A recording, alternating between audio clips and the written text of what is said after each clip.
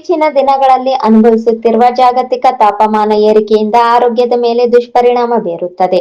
ಅದರಲ್ಲೂ ವಿಶೇಷವಾಗಿ ಮಕ್ಕಳ ಮತ್ತು ವೃದ್ಧರ ಆರೋಗ್ಯದ ಮೇಲೆ ಕೆಟ್ಟ ಪರಿಣಾಮ ಬೀರುತ್ತದೆ ಎಂದು ಡಾಕ್ಟರ್ ರವಿ ರಾಜೇಶ್ವರ್ ಹೇಳಿದರು.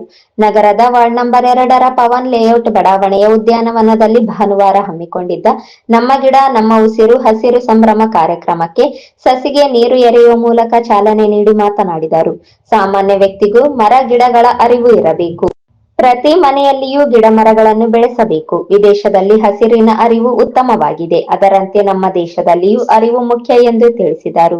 ನಾವು ಉತ್ತಮ ಆರೋಗ್ಯವಂತರಾಗಬೇಕಾದರೆ ನಾವು ಉತ್ತಮ ಪರಿಸರವನ್ನು ರಕ್ಷಿಸಿಕೊಳ್ಳುವುದು ಮತ್ತು ಅದನ್ನು ಪೋಷಿಸಿಕೊಳ್ಳುವುದು ಅನಿವಾರ್ಯತೆ ಇದೆ. ಆದರೆ ನಾವು ಇಂದು ಪರಿಸರವನ್ನು ಹಾಳು ಮಾಡುತ್ತಿರುವುದು ಶೋಚನೀಯ ಸಂಗತಿ. ನಮ್ಮ ಪರಿಸರಕ್ಕೆ ನಾವು ಮಾರಕವಾಗುತ್ತಿದ್ದೇವೆ. ಅದರ ಫಲವಾಗಿ ಇಂದು ನಾವು ಅನಾರೋಗ್ಯದಿಂದ ಬಳಲುತ್ತಿರುವುದು ನಾವು ಅರ್ಥ ಮಾಡಿಕೊಳ್ಳದೇ ಇದ್ದರೆ ಮುಂದಿನ ದಿನಗಳಲ್ಲಿ ನಾವು ಉತ್ತಮ ಆರೋಗ್ಯವಂತರಾಗಿ ಬದುಕಲು ಕಷ್ಟಕರವಾಗುತ್ತದೆ. ಹಿಂದಿನ ದಿನಗಳಲ್ಲಿ ಸುಮಾರು ಜನರು ಪರಿಸರದ ಉಳಿಸುವ ಹಾಗೂ ಅದನ್ನು ಬೆಳೆಸುವ ಕುರಿತು ಕೆಲಸ ನಿರ್ವಹಿಸುತ್ತಿದ್ದಾರೆ. ಕನಿಷ್ಠ ಅವರ ಜೊತೆಯಲ್ಲಿ ಆದರೂ ನಾವು ಕೈಜೋಡಿಸದಿದ್ದರೆ ನಮ್ಮನ್ನು ನಾವು ಹಾಳು ಮಾಡಿಕೊಳ್ಳುವಂತಾಗುತ್ತದೆ. ನಮ್ಮ ದೇಶದಲ್ಲಿ ಒಬ್ಬೊಬ್ಬ ವ್ಯಕ್ತಿಗಳು ತಮ್ಮ ಕೆಲಸದ ಜೊತೆಯಲ್ಲಿ ಪರಿಸರದ ರಕ್ಷಣೆ ಮಾಡುವ ಮೂಲಕ ಜನಪರ ಕಾಳಜಿಯನ್ನು ವಹಿಸುತ್ತಿರುವುದು ನಮಗೆಲ್ಲೋ ಒಂದು ಆಶಯ ಭಾವನೆ ಇದೆ.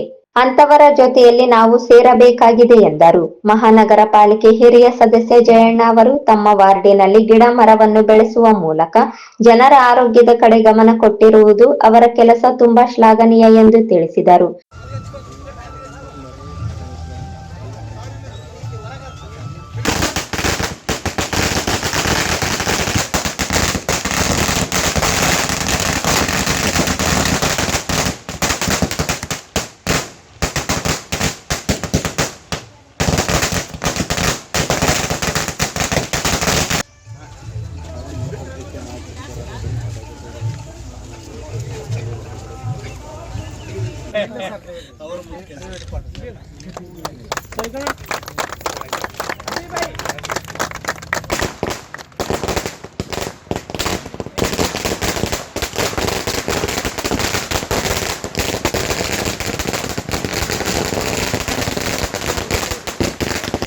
ಮರಣ ಜೀವ ಜೀವದಾಯಿ ಮಣ್ಣ ಸೃಷ್ಟಿಯ ಚಲನ ಜೀವನ ಮರಣ ಜೀವ ಜೀವದಾಯಿ ಮಣ್ಣ ಯಾರೇ ಬಿತ್ತಿದರೂ ಫಲವನ್ನು ಕೊಡುವ ಪಾವನವಾದ ಈ ಮಣ್ಣ ಸೃಷ್ಟಿಯ ಚಲನ ಜೀವನ ಮರಣ ಜೀವ ಜೀವದಾಯಿ ಮಣ್ಣ. ಸರ್ ಈ ಕಡೆ ಮೊಬೈಲ್ ನೋಡಿದ್ರೆ ಹೆಂಗ ಸರ್?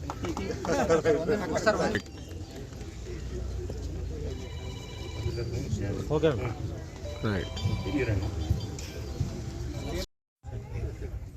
ಮನುಷ್ಯ ಒಂದು ದೊಡ್ಡ ತ್ಯಾಜ್ಯ. ಅಂಥದ್ರಲ್ಲಿ ಏನಾಗ್ತಿದೆ, ಈಗೀಗ ನಮಗೆ ಈ ಪರಿಸರದ ಬಗ್ಗೆ ಒಂದಷ್ಟು ತಿಳುವಳಿಕೆ ಅರಿವು ಮೂಡ್ತಾ ಬಂದಿದೆ. ನಮಗೆ ಜಯಣ್ಣವರ ಬಗ್ಗೆ ಮೊದಲು ಹೇಳ್ಬಿಡ್ಬೇಕು ಅನ್ನಿಸ್ತದೆ ನನಗೆ. ಅವರು ನನ್ನನ್ನು ಇಲ್ಲಿಗೆ ಆಗಮಿಸಿದ್ದು ನನಗೆ ದೊಡ್ಡ ಸಂತೋಷದ ಸಂಗತಿ. ಜಯಣ್ಣ ಅವರ ಅಭಿಮಾನಿಗಳಲ್ಲಿ ನಾನು ಒಬ್ಬ, ಹಲವು ಅಭಿಮಾನಿಗಳಲ್ಲಿ ನಾವು ಒಬ್ಬ. ಅಪರೂಪದ ರಾಜಕಾರಣಿ ಅವರು, ಅಪರೂಪದ ಸಜ್ಜನ ರಾಜಕಾರಣಿ ಅಂತ ಕರಿತೇವೆ. ಏನು ಕೆಲಸ ಮಾಡಿದರೂ ಹಿಂದೆ ನಿಂತು ಬಿಡೋರು, ಹೆಸರು ಬಯಸಿದವರು, ಸಾಹಿತ್ಯದಲ್ಲಿ ಆಸಕ್ತಿ ಇದ್ದವ ಎಲ್ಲ ಕಾಲಕ್ಕೂ ಸುಸಂಸ್ಕೃತ ರಾಜಕಾರಣಿ ಆಗ್ತಾನೆ. ಅಂಥ ಅಪರೂಪದ ರಾಜಕಾರಣಿಗಳಲ್ಲಿ ಒಬ್ಬರು ಜಯಣ್ಣ ಅವರು. ಅಳಿವಿನಂಚಿನಲ್ಲಿ ಇರ್ತವೆ ಅಂತ ಹೇಳ್ತಾರೆ ಪ್ರಾಣಿಗಳನ್ನ, ಕೇಳಿರ್ಬೇಕು ನೀವು, ಬಿಳಿ ಹುಲಿ ಅಂತ. ರಾಜಕಾರಣಿಗಳಲ್ಲಿ ಅಳಿವಿನಂಚಿನಲ್ಲಿರುವಂಥ ಸಜ್ಜನರು ನಮ್ಮ ಜಯಣ್ಣವರು. ಅವರನ್ನು ಕಾಪಾಡಿಕೊಳ್ಳೋದು ನಮಗೂ ನಿಮಗೂ ಬಿಟ್ಟಿರ್ತಕ್ಕಂಥ. ಅವ್ರಿಗೇನನ್ನು ಬಯಸಿ ಮಾಡೋದಿಲ್ಲ, ಮಾಡ್ತಾರೆ ಜನರಿಗೆ ಉಪಯೋಗ ಅಂತದ್ದು.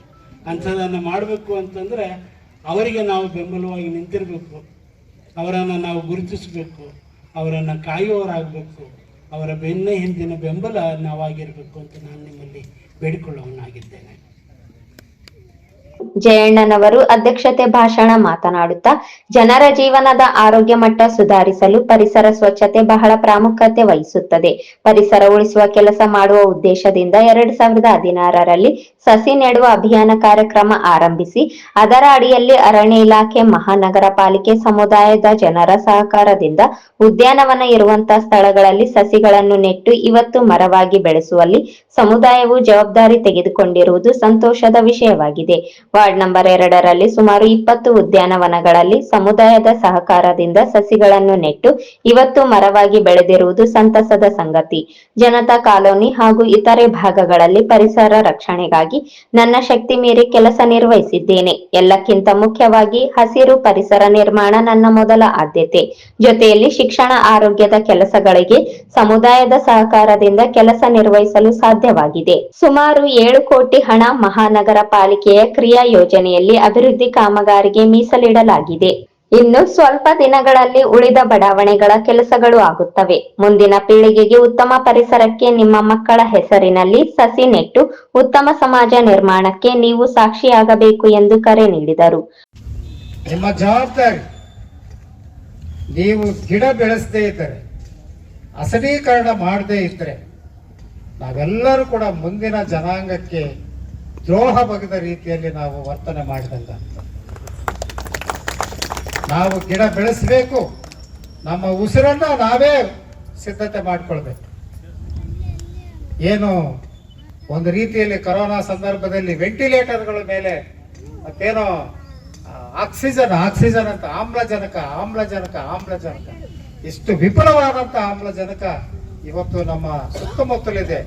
ನಮ್ಮ ಪ್ರಯತ್ನಗಳ ಮೂಲಕ ಮಾತ್ರ ಆ ಆಮ್ಲಜನಕವನ್ನ ಹಿಡಿದಿಟ್ಟುಕೊಳ್ಳಲಿಕ್ಕೆ ಸಾಧ್ಯ ಆಗ್ತದೆ. ಅದು ನಾವು ಉತ್ತರದಾಯತ್ವ ಇದ್ದೀವಿ, ನಾವು ಸಾಮಾಜಿಕವಾಗಿ ಜವಾಬ್ದಾರಿ ಇದ್ದೀವಿ, ನಾವು ಆ ಕಡೆ ಕೆಲಸ ಮಾಡಬೇಕು. ಹಾಗೆ ಇಲ್ಲಿ ಸೇರಿರುವಂತ ಅಕಾಡೆಮಿಕ್ ಜನ, ಆಯ್ದ ಜನನ ನಾವು ಈ ಕಾರ್ಯಕ್ರಮಕ್ಕೆ ಕರೆಸಿದ್ದೇವೆ ಸರ್. ತಾವು ಅದ್ಭುತವಾಗಿ ಒಂದು ರೀತಿ ಉಪನ್ಯಾಸ ರೀತಿಯಲ್ಲಿ ತಾವು ಆ ವಿಷಯದ ಮೇಲೆ ನೀವು ಮಾತನಾಡಿದ್ದೀರಿ. ಬಹಳ ಸಂತಸದ ಸಂಭ್ರಮ ಅಂತೇಳಿ ಹೇಳಿ ಇದಕ್ಕೆ ಸಮುದಾಯಕ್ಕೆ ಅರ್ಪಿಸುವಂತ ಕೆಲಸವನ್ನ ನಾವು ಇವತ್ತು ಮಾಡ್ತೇವೆ. ಸಿಸಿ ರಸ್ತೆಗಳನ್ನು ಸುಮಾರು 30-35 ಸಿಸಿ ರಸ್ತೆಗಳನ್ನ ಬೇರೆ ಕಡೆ ಮಾಡಿದ್ವಿ. ಮತ್ತು ನೀರಿನ ಸಪ್ಲೈ ನೋಡಿದಾಗ ಬಹಳ ಕಳವಳಕಾರಿಯಾಗಿತ್ತು ಸರ್. ಕುಡಿಯೋ ನೀರೇ ಬರ್ತಿದ್ದಲ್ಲ ಕೆಲವು ಏರಿಯಾಗಳಿಗೆ ಸರಿಯಾಗಿ. ನೀರನ್ನ ಸರಿಪಡಿಸಿದ್ವಿ, ಯುಜಿಡಿ ಗ್ಯಾಪ್ಗಳನ್ನ ಸರಿಪಡಿಸಿದ್ವಿ, ಮತ್ತೆ ಒಂದು ಹೊಸ ಟ್ಯಾಂಕರ್ ನಿರ್ಮಾಣ, ಹೀಗೆ ಅನೇಕ ಎಲ್ಲ ಮತ್ತು ಬೀದಿ ದೀಪಗಳನ್ನ ದುರಸ್ತಿ ಪಡಿಸುವಂತ ಕೆಲಸವನ್ನು ಕೂಡ, ಇಂಪ್ರೂವ್ ಮಾಡುವಂತ ಕೆಲಸವನ್ನು ಕೂಡ ಮಾಡಿದ್ವಿ. ಬಟ್ ಜನರಿಗೆ ಇದನ್ನ ಗಾರ್ಡನ್ಗಳೇ ಯಾಕೆ ಬಹಳ ಮುಖ್ಯವಾಗಿ ಕಾಣ್ತವೆ ಅಂದ್ರೆ, ಜನ ಆಕರ್ಷಿತ ಸ್ಥಳಗಳು, ಜನ ಸಮುದಾಯದ ಸ್ಥಳಗಳು. ಒಂದು ವೇಳೆ ಈ ಕಮ್ಯುನಿಟಿ ಪ್ಲೇಸಸ್ ಅನ್ನ ನಾವು ಭದ್ರವಾಗಿ ಹಿಡಿಯದಿದ್ದರೆ ಮುಂದಿನ ಜನಾಂಗಕ್ಕೆ ನಾವು ಏನು ಕೊಡ್ಲಿಕ್ಕೆ ಸಾಧ್ಯ ಇಲ್ಲ. ಆ ರೀತಿ ನನಗೆ ಕರೋನಾ ಸಂದರ್ಭದಲ್ಲಿ ರುಜುವಾತ. ಮನೆಯಿಂದ ಹೊರಗೆ ಬರುವಂತದ್ದಿಲ್ಲ, ಗಂಡನ ಜೊತೆಗೆ ಹೆಂಡತಿ ಮಾತಾಡುವಂಥದ್ದಿಲ್ಲ, ತಂದೆ ಜೊತೆಗೆ ಮಗ ಮಾತಾಡುವಂತಿಲ್ಲ, ಅಣ್ಣನ ಜೊತೆಗೆ ತಂಗಿ ಮಾತಾಡುವಂಥದ್ದೆಲ್ಲ, ಒಬ್ರಿಗೊಬ್ರು ಅಂತರ, ಸಾಮಾಜಿಕ ಅಂತರ. ಆದ್ರೆ ನಾನೆಲ್ಲ ಆ ಸಂದರ್ಭದಲ್ಲಿ ನಾನು ನೋಡಿದಾಗ ಎಲ್ಲಾ ಗಾರ್ಡನ್ಗಳಲ್ಲಿ ಅಲ್ಲೊಬ್ರು ಇಲ್ಲೊಬ್ರು ಕೂತಿರ್ತಿದ್ರು. ಅವಾಗ ನನಗನಿಸ್ತು, ನಾವು ಏನಾದರೂ ಮಾಡಿದ್ರೆ ಸಾರ್ಥಕವಾದಂತ ಕೆಲಸಗಳನ್ನ ಮಾಡಿ, ಸಾರ್ಥಕತೆ ಇಲ್ಲಂತ ಕೆಲಸಗಳನ್ನ ಮಾಡಿದ್ರೆ ಅದು ನಿಜವಾಗೂ ಕೂಡ ನಮ್ಮ ಜೀವನ ಸಾರ್ಥಕ ಆಗುತ್ತೆ. ಅದಕ್ಕೆ ದಿನಕರ ದೇಸಾಯಿ ಅವರು ಒಂದು ಮಾತನ್ನು ಹೇಳ್ತಾರೆ, ನನ್ನ ದೇಹದ ಬೂದಿಯನ್ನು ಗಾಳಿಯಲ್ಲಿ ತೂರಿಬಿಡಿ, ನನ್ನ ದೇಹದ ಬೂದಿಯನ್ನು ಗಾಳಿಯಲ್ಲಿ ತೂರಿಬಿಡಿ, ಹೋಗಿ ಬೀಳಲಿ ಮೀನ ಬಾಯಿಯಲ್ಲಿ ಮುಷ್ಟಿ ಬೂದಿ ತಿಂದು ಪುಷ್ಟವಾಗಲು ಮೀನು ಸಾರ್ಥಕವಾಯಿತು ಜೀವನ. ಒಂದು ರೀತಿ ಆಕರ್ಷಣೀಯವಾದಂತ, ಇವತ್ತು ಚುನಾವಣೆಗಳು ಬರ್ತವೆ, ಚುನಾವಣೆಗಳು ಹೋಗ್ತವೆ, ಅವರವರ ಸಂದರ್ಭಕ್ಕೆ ತಕ್ಕಂತೆ ಆಯಕ್ಕೆ ಅನೇಕ ಕೆಲಸ ಮಾಡಿದಂಥವ್ರು ಅಧಿಕಾರ ಕಳೆದುಕೊಂಡಂತ ಉದಾಹರಣೆಗಳು ನಮ್ಮ ಮುಂದಿವೆ. ಬರೀ ಗೆಲುವೇ ನಮ್ಮ ಅಭಿವೃದ್ಧಿಗೆ ಮೂಲ ಆಗ್ತದೆ, ಅದು ಪೂರಕ ಆಗ್ತದೆ ಅಂತ ಹೇಳಕ್ಕಾಗೋದಿಲ್ಲ. ಒಂದೊಂದ್ಸಲ ಅಭಿವೃದ್ಧಿ ಪೂರಕನೂ ಆಗಬಹುದು, ಮಾರಕನೂ ಆಗಬಹುದು. ಆದರೆ ಅಭಿವೃದ್ಧಿ ನಮಗೆ ನೈತಿಕ ಶಕ್ತಿಯನ್ನು ಕೊಡ್ತದೆ. ನಾನು ಚೂಡಿ ಲಾವಣ್ಯ ಮೇಡಮ್ ಮನೆಗೆ ಹೋಗ್ಬಾದ್ರೆ ಧೈರ್ಯವಾಗಿ ಹೋಗಿ ಮೇಡಮ್ ನನ್ಗೆ ಓಟ್ ಹಾಕ್ರಿ ಅಂತ ಕೇಳ್ತೇನೆ. ಆ ನೈತಿಕವಾದ ಶಕ್ತಿ, ನೈತಿಕವಾದಂತ ಧೈರ್ಯ, ನೈತಿಕವಾದಂತ ವಾತಾವರಣ ರೂಪಿಸ್ಕೊಳ್ಳಿಕ್ಕೆ ಜನರ ಜೊತೆಯಲ್ಲಿ ನಾವು ಜೋಡಣೆ ಆಗ್ತೇವೆ. ರಾಜಕೀಯ ಅನ್ಸಂದ ಕ್ಷಣಿಕ, ಜಸ್ಟ್ ಇಟ್ ಈಸ್ ಅದೇನಂತಾರೆ ಸರ್, ನೀರಿನ ಮೇಲೆ ಗುಳ್ಳೆ ಇದ್ದಾಗ ಆ ಗುಳ್ಳೆ ಯಾವಾಗ ಹೋಗ್ತದೋ ಗೊತ್ತಾಗಲ್ಲ ಸರ್ ಅದು. ಹಾಗಾಗಿ ನಾವು ರಾಜಕೀಯ ದೃಷ್ಟಿಯಿಂದ ಕೆಲಸಗಳನ್ನು ಮಾಡಬಹುದು, ಸಾಮಾಜಿಕ ದೃಷ್ಟಿಯಲ್ಲ. ನಾವು ಅಂದುಕೊಂಡಂತ ಇಚ್ಛಾಶಕ್ತಿಯನ್ನ, ನಾವು ಸಮಾಜ ಜೊತೆಗೆ ನಾವು ಯಾವ ರೀತಿ ಬೆಸೆದು ಜೀವನ ಮಾಡ್ತೀವಿ, ಅವ್ರ ಜೊತೆ ಯಾಕೆ ಹೋಗಿ ನಾವು ನಮ್ಮ ಸಾಮಾಜಿಕವಾದಂಥ ಜವಾಬ್ದಾರಿ ನಿರ್ವಹಿಸ್ತೀವಿ, ಜನ ಅದನ್ನು ಇಷ್ಟಪಡ್ತಾರೆ. ನಾನು ಸುಮಾರು 3 ದಶಕಗಳಿಗೂ ಹೆಚ್ಚು ಕಾಲ ಇಲ್ಲಿ ಎಲ್ಲ ಅನೇಕರಿಗೆ ಬಹುತೇಕರಿಗೆ ಗೊತ್ತು, ನಾನು ಚುನಾವಣೆ ಸಂದರ್ಭದಲ್ಲಿ ಒಂದು ಪ್ರತಿನಿಧಿಯನ್ನ ನೋಡ್ಬೇಕಂತಾರೆ ಸರ್. ಜನಪ್ರತಿನಿಧಿಯನ್ನು, ನಮ್ಮ ಪ್ರತಿನಿಧಿಯನ್ನು ನಾವು ನೋಡ್ಬೇಕು. ಆ ರೀತಿ ನಾವು 7 ವರ್ಷಗಳ ಕಾಲ ಈ ವಾರ್ಡಿನಲ್ಲಿ ನಾವು ಜೋಡಣೆಯಾಗಿದ್ದೀವಿ. ಉಳಿದಂತ ಕೆಲವು ರಸ್ತೆಗಳು ಮತ್ತು ಕೆಲವು ಗಾರ್ಡನ್ಗಳು ಮುಂದಿನ ವಾರ ಅವು ಪ್ರಾರಂಭ ಆಗ್ತವೆ. ಮತ್ತು ಹಾಗೆ ಕಾರ್ಪೊರೇಷನ್ ಗ್ರಾಂಟ್ನಲ್ಲಿ 7 ಕೋಟಿ ರೂಪಾಯಿಗಳನ್ನ ನಾನು ಕ್ರಿಯಾ ಯೋಜನೆಯಲ್ಲಿ ಮಂಜೂರು ಮಾಡಿಸಿದ್ದೆ. 7 ಕೋಟಿ ರೂಪಾಯಿಗಳು ಏನು ಆ ಕೆಲಸ ಬಾಕಿ ಇದೆ. ಯಾಕೆ ಹೇಳ್ತೀನಿ ಅಂತಂದ್ರೆ, ಕೇವಲ ನಮ್ಮ ಆಯ್ಕೆ ಹಸಿರೀಕರಣ ಅಷ್ಟೇ ಅಲ್ಲ, ಮನುಷ್ಯ ಹಸಿರೀಕರಣ ಜೊತೆಗೆ ಅವನ ಮೂಲಭೂತ ಸೌಲಭ್ಯಗಳನ್ನು ಕೂಡ ಬಯಸ್ತಾನೆ. ಮೂಲಭೂತ ಸೌಲಭ್ಯಗಳಿಗೆ ಕೂಡ ಹೆಚ್ಚು ನಾವು ಚಿಂತಿತರಾಗಿದ್ದೇವೆ, ಆ ಕಡೆ ನಾವು ಸ್ಪಂದಿಸಿದ್ದೇವೆ. ಆ ನಿಟ್ಟಿನಲ್ಲಿ ನಮ್ಮ ಪ್ರಯತ್ನಗಳು ನಡೆದಿವೆ ಅನ್ನುವಂತ ಮಾತನ್ನು ಹೇಳಿ ನಾನು ಹೆಚ್ಚು ಮಾತಾಡಕ್ಕೆ ಹೋಗೋದಿಲ್ಲ. ಮುಖ್ಯ ಅತಿಥಿಗಳಾಗಿ ಶ್ರೀಮತಿ ಚೂಡಿ ಲಾವಣ್ಯ, ಸಾಹಿತಿಗಳಾದ ವೀರ ಹನುಮಾನ್, ಎಚ್ ಮಾದರ್, ಎಸ್ಕೆಎಂ ಪಿರಜಾದೆ, ಅಯ್ಯಪ್ಪ ಹುಡ, ಸರ್ಕಾರಿ ನೌಕರರ ಸಂಘದ ಜಿಲ್ಲಾಧ್ಯಕ್ಷ ಶ್ರೀಕೃಷ್ಣ ಶಾವಂತಗೆರ, ಕರ್ನಾಟಕ ರಾಜ್ಯ ಪ್ರಾಥಮಿಕ ಶಾಲಾ ಶಿಕ್ಷಕರ ಸಂಘದ ಅಧ್ಯಕ್ಷ ಚಂದ್ರಶೇಖರ್ ರೆಡ್ಡಿ, ವಿಶ್ವನಾಥ್ ರೆಡ್ಡಿ ಹಾಗೂ ವಾರ್ಡಿನ ಬಡಾವಣೆಯ ನಾಗರಿಕರು ಉಪಸ್ಥಿತರಿದ್ದರು. ಡಯಟ್ ಉಪನ್ಯಾಸಕ ಗದ್ದಿ ಬಸಪ್ಪ ಕಾರ್ಯಕ್ರಮ ನಿರೂಪಿಸಿದರು.